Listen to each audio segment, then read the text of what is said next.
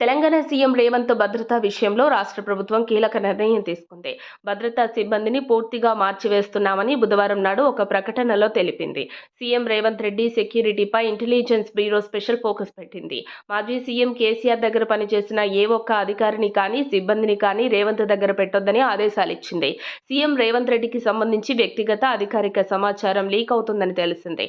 పాతవారిని మార్చి కొత్త భద్రతా సిబ్బందిని నియమించారు. తెలంగాణ పగ్గాలను చేజిక్కించుకున్న రేవంత్ రెడ్డి సీఎం అయిన విషయం తెలిసిందే. ఇదిలా ఉండగా సీఎం అయినప్పటి నుంచి తన అధికారిక సమాచారంతో పాటు వ్యక్తిగత సమాచారం బీఆర్ఎస్ నేతలకు అందుతుందని సీఎం రేవంత్ గమనించారు. దీనికి ప్రధాన కారణం కేసీఆర్ తెలంగాణ సీఎంగా ఉన్నప్పుడు ఉన్న సెక్యూరిటీ సిబ్బంది ఇప్పుడు రేవంత్ రెడ్డికి ఉండటమే.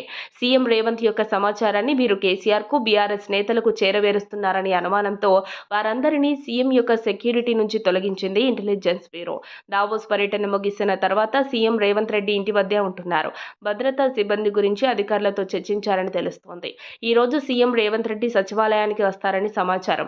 తెలంగాణ ముఖ్యమంత్రిగా బాధ్యతలు చేపట్టిన తర్వాత రేవంత్ రెడ్డి తన సెక్యూరిటీ కోసం కొత్త కాన్వాయ్ను తీసుకోనని, ప్రభుత్వ పైసలను వృధా చేయనని, తన సొంత కారులోనే ప్రయాణిస్తానని గతంలో చెప్పిన విషయం తెలిసిందే.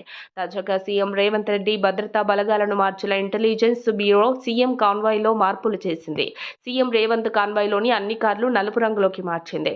కేసీఆర్ హయాంలో రాష్ట్ర ప్రభుత్వం కొనుగోలు చేసిన ల్యాండ్ క్రూజర్ కార్లనే సీఎం రేవంత్ కాన్వాయ్లో చేర్చడం విశేషం. మరిన్ని అప్డేట్స్ కోసం మా కాయ్ టీవీని సబ్స్క్రైబ్ చేసుకోండి.